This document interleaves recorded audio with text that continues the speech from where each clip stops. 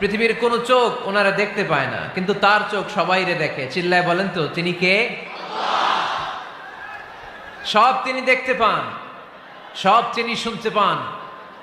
সাত আকাশের উপর সিদরাতুল মুনতাহা, তার উপরে আল্লাহর আরশ, তার উপরে আল্লাহর কুরসি, সেখানে আল্লাহ তাআলা সমাসীন।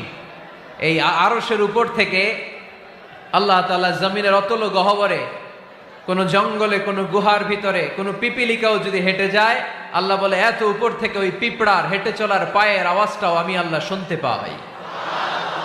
এজন্য কেউ যেটা শোনে না শোনে কে? কেউ যেটা দেখে না দেখে কে? কেউ যেটা পারে না পারে কে? আওয়াজ করে বলেন, আল্লাহ কি আমাদের কাছে না দূরে?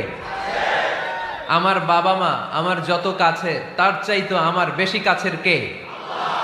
আমার স্ত্রী আমার যত কাছের, তার চাইতো আমার বেশি কাছের কে?